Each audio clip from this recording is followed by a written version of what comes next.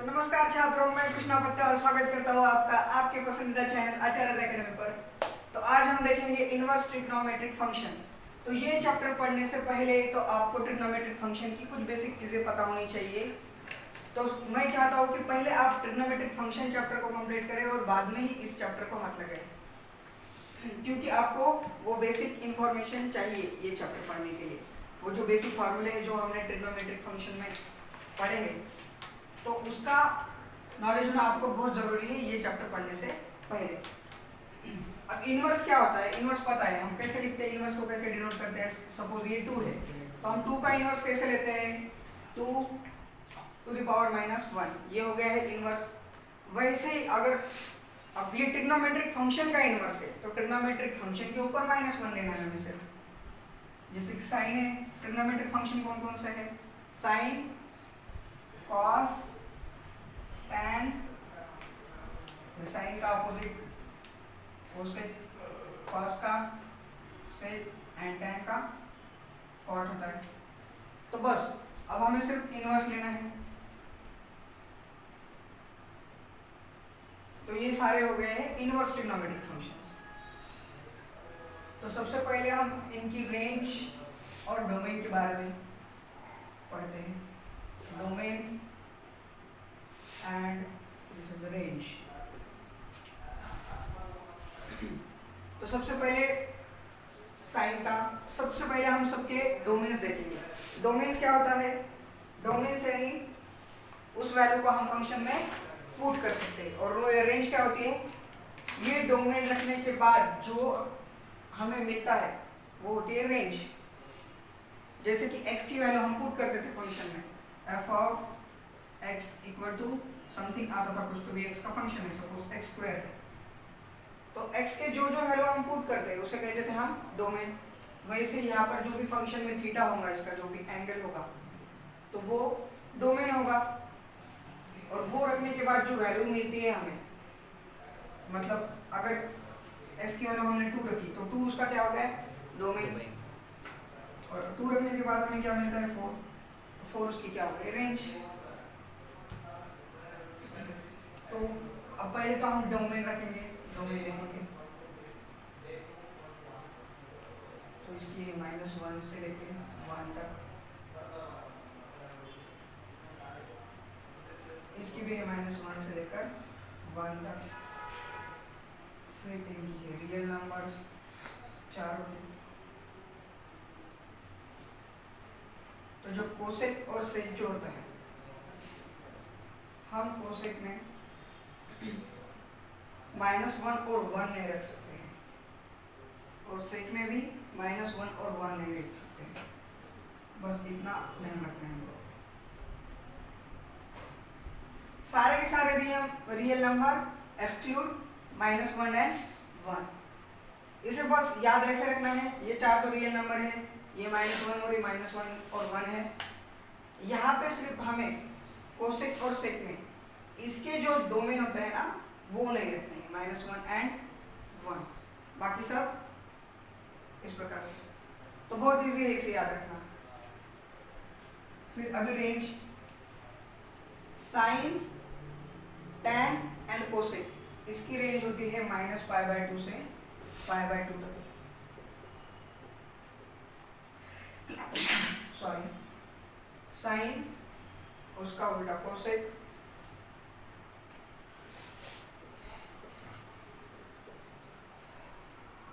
And tan -π/2 से π/2। और जो कॉस, सेक एंड कॉट है इनकी होती है 0 से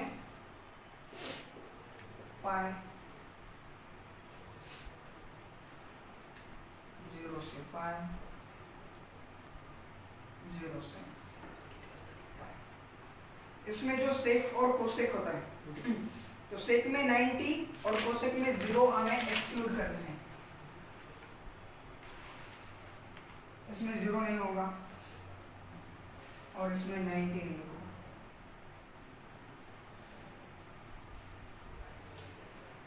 सेक में 90 और कोसेक में 0, बस ये याद रखना है। बाकी तो सब बहुत इजी है। साइन, tan एंड साइन का उल्टा क्या होता है? कोसेक। -π/2 से π/2, और जो cos से उसका उल्टा सेक, एंड cot जो है उसका 0 से पाई। सिर्फ ये दो चीजें याद रखनी है, कोसेक में 0 नहीं होगा और सेक में π/2 नहीं होगा। और ये बाकी ये इनकी रेंज है, और ये डोमेन। Note down.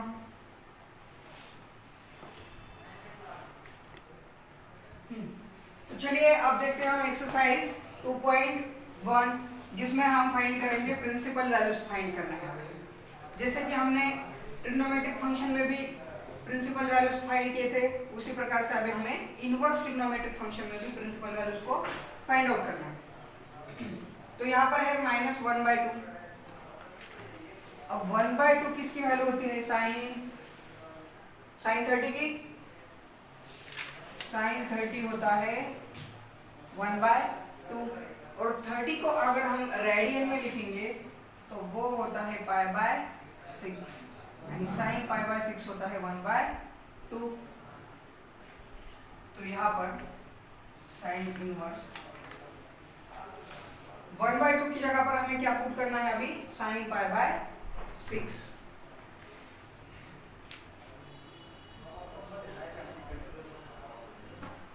हमें पता है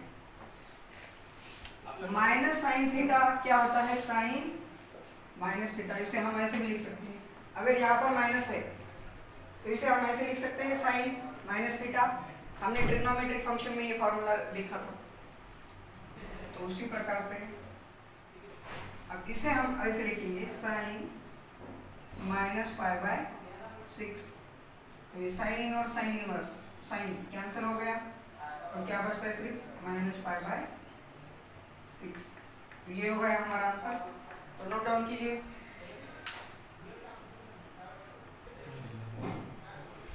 तो चलिए क्वेश्चन नंबर 2 देखते हैं हम। cos इनवर्स ब्रैकेट में है √3/2। तो √3/2 cos के किस एंगल की वैल्यू होती है? साइन 60 की होती है, तो cos 30 की होनी चाहिए। cos 30 डिग्री √3/2, और 30 को हम कैसे लिखते हैं? π/6, यानी cos π/6 होता है √3/2। तो यहाँ पर हम cos इनवर्स √3/2 की जगह पर क्या डालेंगे? cos π/6। तो ये cos इनवर्स cos कट गया, क्या मिलता है हमें? π/6। उसी प्रकार से क्वेश्चन नंबर 3 करेंगे हम। क्वेश्चन नंबर 3 कोसेक इनवर्स है। अब ये जो कोसेक होता है, ये साइन का इनवर्स होता है। कोसेक साइन का इनवर्स होता है। हमें पता है साइन 1/2 की जो वैल्यू होती है वो कितनी होती है? सॉरी, साइन 30 की जो वैल्यू होती है वो कितनी होती है? 1/2। तो इसका उल्टा कोसेक 30 की वैल्यू होनी चाहिए 2। इनवर्स होता है ना जो फंक्शन कोसेक साइन का। अगर साइन 30 की, हमें पता है साइन 30 की वैल्यू होती है 1/2, तो कोसेक 2 जो है वो 2 जो वैल्यू है कोसेक 30 की होनी चाहिए। तो 30 को कैसे लिखते हैं हम? Cosec inverse cosec π/6। 30 को हम लिखते हैं π/6। तो ये कोसेक इनवर्स कोसेक कट हो गया π/6। तो चलिए राइट इट डाउन। तो क्वेश्चन नंबर 4 है tan इनवर्स ब्रैकेट में -√3। तो हमें पता है tan 60 की जो वैल्यू होती है, 60 को हम लिखते हैं π/3, वो होती है √3। तो यहाँ पर जहाँ पर √3 मिलता है हमें, वहाँ पर क्या डालना है हमें? tan, माइनस है तो माइनस लिखा है मैंने। √3 की जगह पर क्या डालूंगा अब मैं? tan π/3। tan π/3। अब हमें पता है minus tan theta is equal to tan minus theta होता है। तो इसे हम ऐसे लिख सकते हैं माइनस tan थीटा जो है यहाँ पर, तो ये tan और ये हो गया माइनस पाई बाय 3 और ये हो गया ब्रैकेट क्लोज, ये tan इनवर्स और tan कट गया, फिर क्या बचता है हमें सिर्फ माइनस पाई बाय 3। उसी प्रकार से क्वेश्चन नंबर 5 देखिए अभी, cos इनवर्स माइनस की जगह पर माइनस 1/2 किसकी वैल्यू होती है cos 60, sin 30 की होती है तो cos 60 की होनी चाहिए, और 60 को लिखते हैं pi by 3, cos pi by 3 is equal to 1/2 होता है, इसलिए 1/2 की जगह पर हमें क्या लिखना है cos पाई बाय 3। हमें पता है minus cos theta is equal to cos theta होता है, यहाँ पर थीटा माइनस नहीं होता है जैसे कि tan sin बाकी फंक्शन में होता है। cos और sec एंड cot, इन तीनों के मेथड डिफरेंट है, और sin उसका उल्टा cosec एंड tan, इन तीनों के मेथड डिफरेंट है। अगर यहाँ पर हमें माइनस मिलता था तो हम कैसे करते थे, डायरेक्टली माइनस एंगल रख देते थे, लेकिन यहाँ पर हमें पाई माइनस थीटा रखना है, मतलब cos इनवर्स माइनस था, अगर इसे माइनस को अगर हमें हटाना है तो हमें ऐसे लिखना पड़ता है cos pi minus pi by 3। याद रखिए इन तीनों में पाई माइनस थीटा करना है, पाई माइनस थीटा, अगर निगेटिव साइन आए तो इन तीनों के लिए पाई माइनस थीटा यूज करना है, और इन तीनों के लिए डायरेक्टली माइनस थीटा पुट कर देना है यहाँ पर। ये cos इनवर्स और cos डायरेक्टली कट जाएगा, ये 3 पाई माइनस पाई अपॉन 3, तो ये हो जाएगा 2 पाई अपॉन 3। और बेसिकली ये जो हमारे सारे एंगल थे ये इस रेंज में पाए जाते हैं। अब cos की जो रेंज थी 0 से पाई था, और ये 0 से पाई के बीच में ही एंगल है, इसलिए सारे के सारे एंगल रेंज में आ रहे हैं, इसलिए यही आंसर है इसका, 2 पाई अपॉन 3। Note down. तो देखिए tan इनवर्स -1 दिया हुआ है हमें क्वेश्चन में, और हमें पता है tan 45 डिग्री की वैल्यू होती है 1 माइनस tan 45 को हम लिखते हैं पाई बाय 4, पाई यानी होता है 180, और 180 अपॉन 4 करने के बाद हमें मिलता है 45 डिग्री, तो ये हो गया tan 45। हमें पता है minus tan theta is equal to tan minus theta, तो इस फॉर्मूले का यूज करके हम इसे ऐसे लिख सकते हैं tan माइनस पाई बाय 4, फिर ये tan और tan का इनवर्स कैंसिल हो जाएगा, और ये माइनस पाई बाय 4 आ जाएगा, और ये इस रेंज से बिलोंग करता है। tan की रेंज होती है माइनस पाई बाय 2 से पाई बाय 2, इसलिए यही आंसर है। देखिए माइनस पाई बाय 4 इस रेंज में ही मिलेगा आपको, माइनस पाई बाय 4 यानी कितना होता है -45, और ये -90, और ये होता है 90। देखिए -45 -90 और 90 के बीच में होता है, तो यही अपना आंसर। क्वेश्चन नंबर 7 देखिए उसी प्रकार से, सेक इनवर्स इन ब्रैकेट 2 क्या होता है cos √3 अपॉन 2, किसकी वैल्यू होती है cos, अगर sin 60 तो cos 30 की वैल्यू होनी चाहिए, और 30 को हम लिखते हैं पाई बाय 6, से इनवर्स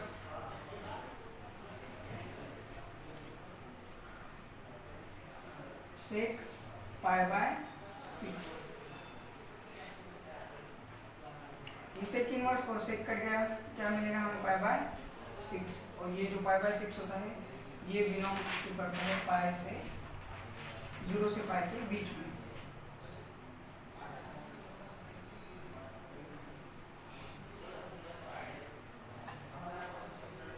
तो ये है हमारा आंसर। तो चलिए नोट डाउन कीजिए इसे। तो क्वेश्चन नंबर 8 हमें दिया हुआ है कॉट इनवर्स रूट 3। हमें पता है रूट 3 किसकी वैल्यू होती है, tan 60 की। अगर tan 60 की रूट 3 वैल्यू है तो cot 30 की होनी चाहिए।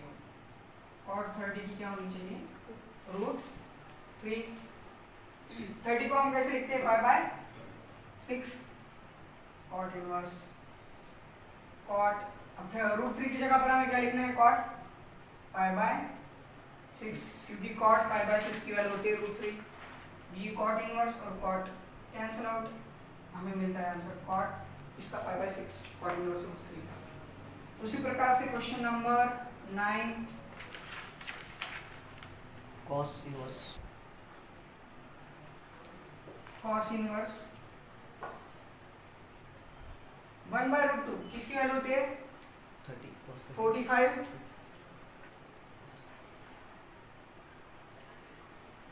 cos 45 को हम लिखते हैं 5/4। और हमें पता है cos में अगर माइनस आता है तो हम कौन सा फॉर्मूला यूज करते हैं, cos पाई माइनस थीटा का। अब यहाँ पे थीटा दिया हुआ है 5/4। ये cos इनवर्स, ये cos 4 पाई माइनस पाई यानी 3 पाई अपॉन 4। cos और cos inverse cancel, 3 pi upon 4। और इसकी रेंज होती है 0 से पाई, और ये भी आता है 0 से पाई के बीच में। तो ये हमारा आंसर, तो नोट कीजिए। Number 10 cosec inverse -√2 cosec sin 45 के लिए sin 45 होता है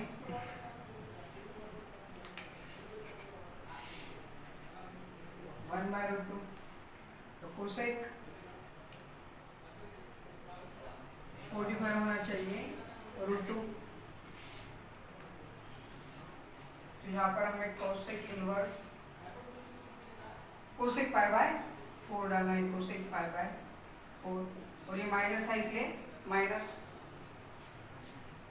cosec इनवर्स माइनस cosec π/4 है, तो इसे हम ऐसे लिख सकते हैं cosec ब्रैकेट में -π/4। तो ये cosec इनवर्स cosec कैंसल -π/4, और ये होता है π/2 -π/2 से π/2 के बीच में। तो इसी रेंज में है, इसलिए यही आंसर है हमारा -π/4। तो राइट डाउन कीजिए इसे। क्वेश्चन नंबर 11 दिया हुआ है हमें tan inverse 1 plus cos inverse -1/2 plus sin inverse -1/2।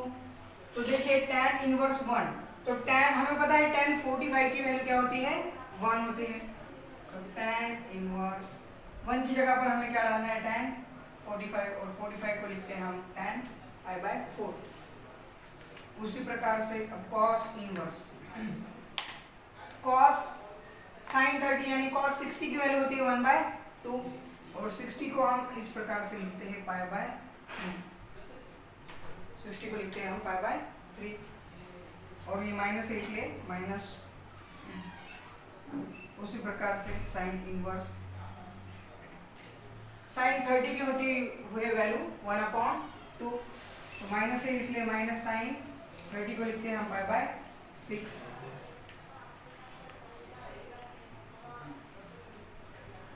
तो ये tan इनवर्स tan कैंसिल, यहाँ पर आ जाएगा π/4। उसी प्रकार से ये cos इनवर्स, और ये कैंसिल नहीं होगा, पहले तो इसे हमें चेंज करना पड़ेगा। माइनस cos π/3 है, तो cos अगर यहाँ पर माइनस जब होता है यहाँ पर, तब हम लेते हैं इसे पाई माइनस थीटा। थीटा की जगह पे क्या है यहाँ पर π/3 प्लस साइन इनवर्स। उसी प्रकार से यहाँ पर मिलेगा आपको साइन पाई माइनस π/6, सॉरी हाँ सिर्फ 3 चीजों को कॉस, सेक एंड कॉट, इसी में होता है पाई माइनस थीटा। बाकी जगह पर आप डायरेक्टली माइनस एंगल पुट कर सकते हैं। तो ये π/4 एज इट इज यहाँ पर ये कॉस इनवर्स और कॉस कट जाएगा, फिर ये पाई माइनस थीटा कितना होगा, ये 3 पाई माइनस पाई अपॉन 3 यानी 2 पाई अपॉन 3। उसी प्रकार से ये साइन इनवर्स और साइन कैंसिल हो जाएगा और इसकी वैल्यू आएगी माइनस पाई बाय 6। अब देखिए यहाँ पर 4 है, यहाँ पर 3 है और यहाँ पर 6 है, तीनों का एलसीएम मिलेगा हमें 12। 4 3 ज़ा 12 होता है और 3 इंटू पाई 3 पाई, 3 4 ज़ा 12 होता है, 3 4 ज़ा, और 4 इंटू 2 पाई 8 पाई, 6 2 ज़ा 12 होता है और 2 into minus pi minus 2 pi, 3 pi and 8 पाई 11 पाई, 11 में से 2 चले गए 9 पाई, 9 पाई अपॉन 12 हो जाएगा ये 3 पाई बाय 4 और इसकी रेंज होती है माइनस पाई बाय 2 से। यहाँ पर वैसे तो रेंज का सवाल नहीं आएगा क्योंकि tan cos और तीनों के एडिशन किए हमने, तो इसलिए रेंज का सवाल भी नहीं आएगा। तो यही आपका आंसर, तो राइट डाउन कीजिए इसे। होता कि नहीं। तो क्वेश्चन नंबर 12 दिया हुआ है हमें cos inverse 1/2 plus 2 sin inverse 1/2। तो 1/2 किसकी वैल्यू होती है, cos sin 30 यानी cos 60 की होगी, cos 60 को लिखते हैं हम पाई by 3 plus 2 sin inverse sin 30 की वैल्यू होती है 1/2। तो ये cos इनवर्स cos कैंसिल हो जाएगा, यहाँ पर आ जाएगा पाई बाय 3 प्लस 2, ये sin इनवर्स और sin कैंसिल हो जाएगा, ये 2 इंटू पाई बाय 6, ये पाई बाय 3 प्लस 2 अंदर 2 3 दा 6, ये हो जाएगा पाई बाय 3 और plus pi by 3 2 pi by 3। तो ये आ जाएगा आपका आंसर। तो राइट डाउन कीजिए इसे।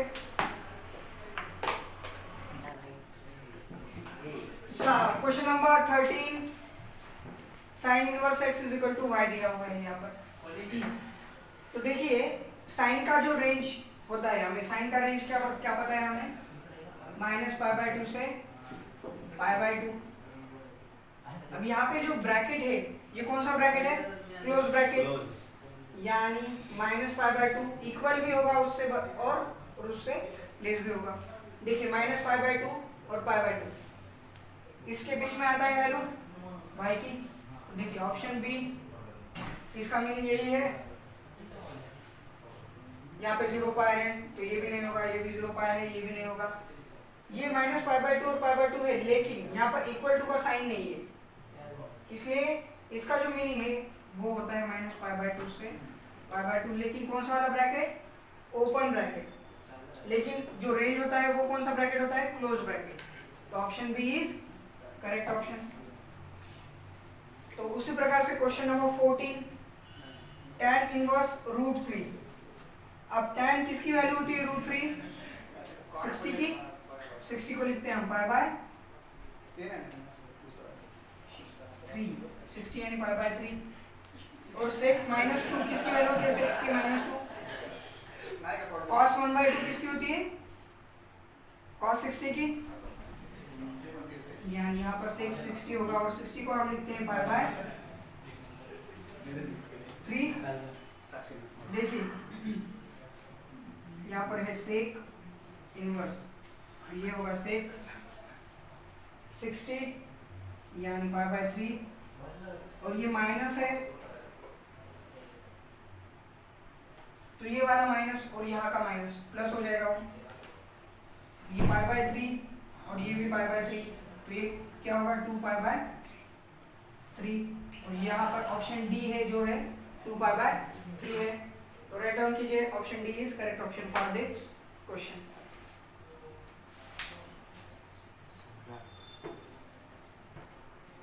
तो यहाँ पर हम एक्सरसाइज 2.1 को खत्म करते हैं। तो वीडियो को लाइक कीजिए, चैनल को सब्सक्राइब कीजिए और बेल आइकन को दबाना ना भूलिए ताकि आपको और नोटिफिकेशन आते रहें।